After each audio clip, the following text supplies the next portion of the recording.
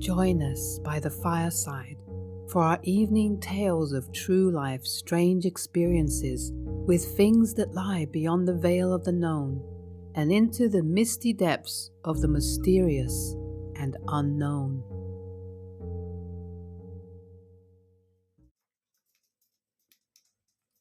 The taxi driver. A few years ago, I decided to move from a big city to a small town in the Highlands of Scotland for a job.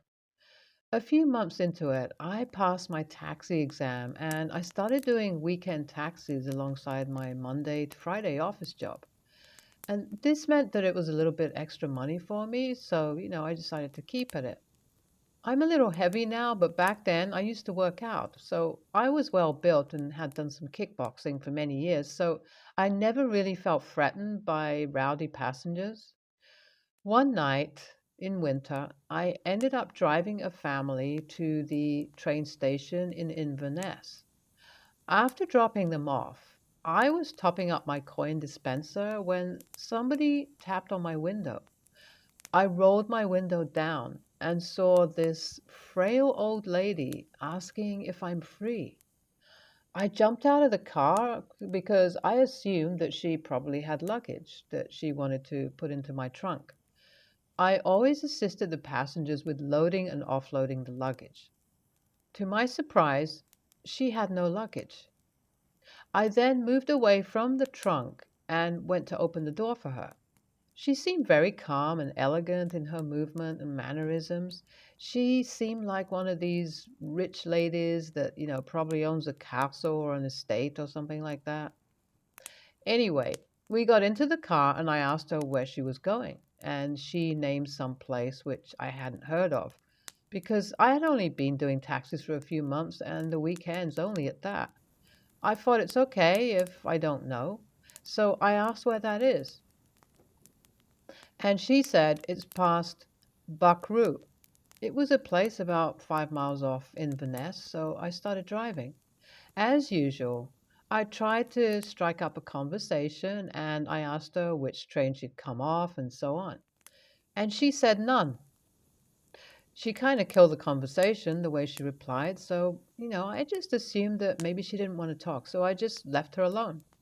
We got to Buckaroo and went past it, and I asked if I was still going the right way. She said, take the next left after the speed limit sign. So I slowed down and switched to full beam to see the entrance. As we got closer to it, I realized it was a very narrow, single track, rocky and bumpy country road. I wasn't really happy about that, but that's where she wanted to go. So I asked her if this was it, and she said yes. So I ended up turning in there.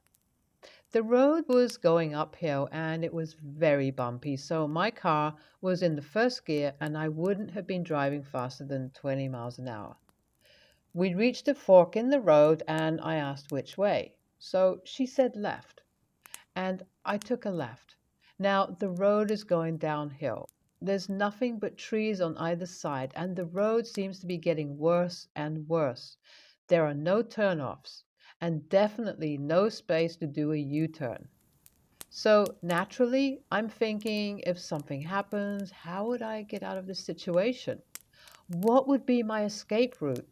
Had heard horror stories from taxi drivers in other cities where they had been led to distant places and robbed, ambushed, stabbed, etc. So naturally, I was assuming the worst.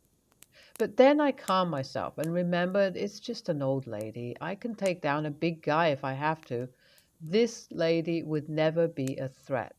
It's crazy how far my imagination sometimes goes. So, anyway, by now we've probably driven about 2 miles on this bumpy road, and I just kept looking in my back mirror to check on her because, it's pitch black. I can only really see the silhouette of her head and nothing else. I asked her how much further it was, but she didn't respond. So I just kept driving, hoping that she would tell me where to stop. By now, the fare had reached around £25. And I was wondering if she even had the money to pay. And I was scolding myself for not asking for it up front because that's what we normally do for all these out of town fairs. All this was going on in my head, and all of a sudden, the track becomes so narrow that I don't think a car is meant to go on it. So I stop the car and I say, "This is as far as I can go, I'm afraid. How much further is it to yours?" And I get no response. So I then look in the rearview mirror and I see her silhouette and I wait for a response. I reach for the central light and switch it on. And I kid you not, there is no one in the back seat. I literally froze. It was like I was suddenly in shock. The silhouette I had been seeing was the headrest of the back seat. There is dead silence. Automatic start stop cuts my engine out when car is stationary. I press on the door lock button to see if my doors are still locked. They would make a locking noise if they had been unlocked, but no noise if they had remained locked. And of course, no noise. I pull on all the window buttons and get a little click and no window rolling noise, which means they were all shut too. I quickly switch off my light as I have a phobia of sitting in light when everywhere else is dark, which means others can see me, but I can't see them. And now I am sitting in complete dark. I can't see anything in my side mirrors, and there is nowhere to go except back. And my passenger has disappeared. There is no way I was going to jump out of the car and look around. I forgot about the fair at this point and started sweating profusely. I needed to get the hell out of there. I realized that reversing up the road in complete darkness for half a mile was not possible. I had to do a U turn, and a U turn I did. Thanks to my reversing camera and endless attempts, I eventually managed to turn that car around on this single track. I grazed my front bumper from underneath as I went off road while attempting to turn around. Once I turned around and started speeding up the road, I felt much safer and my senses switched back on. I was now scanning the road I was driving on for any signs that she jumped out of my car. I saw nothing, of course. I didn't stop anywhere until I reached the main road, A82, if anyone needs to know. I drove back to the town center and parked up at the train station again. I checked the back seat for any signs of any items that she may have left behind. I even checked the trunk, but nothing. I decided she had opened the door and jumped out while we were driving at 10 miles an hour. I felt slightly better after that explanation and went home telling myself that I would go back there during the day with a friend and see if there are any farmhouses or cottages nearby and see if she can be tracked down. I still went home quite shaken. I got into bed and I still couldn't stop thinking about this. At this moment, I remembered something. My car has automatic door locking mechanisms.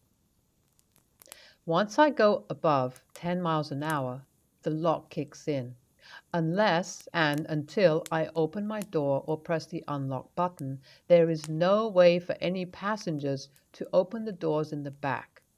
So she couldn't have jumped out of the vehicle through the door. Even if she had opened the door, a warning light and beep would have come on to warn me, and my central lights would have come on as they do when you open any door. And if she had rolled the window down, I would have known too. So I am back to being terrified. The next morning, I took a friend, put him in the back seat, and asked him to unlock the door after I locked it. He couldn't.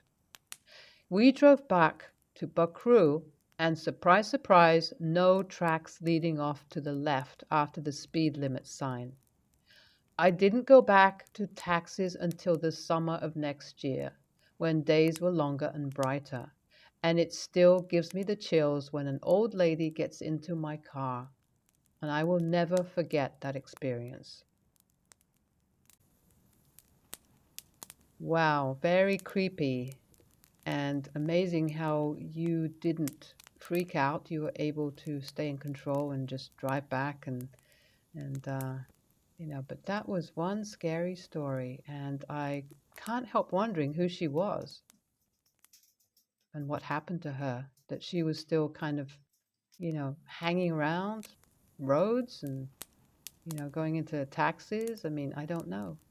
What was her reason? Interesting. We will never know. The terrifying camping trip. On my junior year in high school, my best friend's father remarried. He'd lost his wife the year before after a long illness, but quickly found a new love. My best friend, whom I'll call Ray, suddenly had a bunch of stepsisters.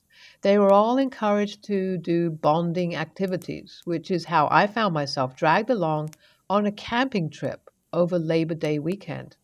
There was just a bunch of us girls, and we had a tent and a portable grill. Um, Ray's older biological sister, Kathy, was a college freshman, and she borrowed the family van. Ray and I had our licenses, but weren't allowed to drive the van. With us were their stepsisters, Cindy, who was slightly younger than me, and Ray, Susan, 14, and Jamie, 12. We live in Utah, at least I still do, and there are a lot of beautiful mountains and forests where you can go camping. I don't know where exactly we went, but I think it was up the Provo Canyon, maybe, towards the back of the mountains. It might have been Spanish Fort Canyon, but I'm not sure. All I remember is that it involved a lot of switchbacks on the narrow 2-lane road, and the higher we went, the foggier it seemed to be getting. Now, fog in Utah isn't unheard of during the winter, but the first week of September, which is usually just as hot as early August, it's pretty damned strange. The higher we went, the darker it got, even though it was only late afternoon on a Friday. Kathy drove slowly because of the road conditions, and it took us well over an hour to get to the campsite. We weren't actually roughing it that much. It was a dedicated site with, light posts and on-site bathrooms that were a little more than glorified outhouses that also happened to have pretty rudimentary sinks. We set up the tent, which wasn't easy as none of us had done it before. We were, after all, a group of teenage girls on our first solo camping trip, so, we didn't know much. It took at least an hour to get the thing set up. By then, it was getting dark. Kitty got the little grill going, and we made some hot dogs. That's about all we had. Then we piled into the tent and into our sleeping bags. It was lightly drizzling by this time, but the tent was supposed to be waterproof. I fell asleep pretty quickly. To this day, I'm still not sure what exactly woke me. I don't remember any specific sound, just that I was suddenly wide awake in the dark, feeling a little bit scared for some reason, with Jamie on one side of me and Cindy on the other. Everyone else was still asleep. The light from the post about 20 yards away, indicating where the bathrooms were, was glowing through the nylon of the tent. Then I heard a crunch of gravel. We weren't the only campers at the site. There were at least 4 other families there, which was why we'd chosen to stop at this particular one. Safety in numbers and all that. I was still blinking at the light shining through the tent wall when a shadow stepped in front of it. I couldn't see much, just the blobby outline of a figure. I judged it to be average human male in size, but I couldn't quite tell exactly, but there was something kind of odd about it. Um, and my feelings were, it was like the hair was kind of standing up on the back of my neck, that kind of feeling. So the hand pressed to the tent wall was much crisper. I stared at the hand for what felt like an eternity. And it was probably only 10 or 15 seconds before I nudged Condi. She jerked awake, and I clapped my hand over her mouth, just pointing to the shadow outside. She did the same to Ray, and Ray to Kathy, and we were looking at this figure moving around and this overly large hand. By the time Kathy woke, the figure had moved, but not away. It walked along the side of the tent, fingers dragging over the nylon with a little whir sound, impossibly loud in the choked silence around us. Footsteps in the dirt outside. My heart was pounding in my ears. The hand reached the corner. The sound stopped, and the shadow just disappeared. I let out a held breath. The scratch of fingernails on nylon started up 6 inches behind my head, just 4 feet or so up. This time it didn't stop when it reached the corner. Around the tent the shadow went, circling, pausing in the light as if knowing we were awake and watching its silhouette. Twice, 3 times, 6 times the figure circled the tent, fingers dragging constantly on the material. I don't know how long it took before it left. The four of us lay in terrified silence for hours, even after we thought it had gone. I do know I was the last to fall back asleep, still waiting for that thin shrill of friction on the flimsy green fabric, keeping it separate from us.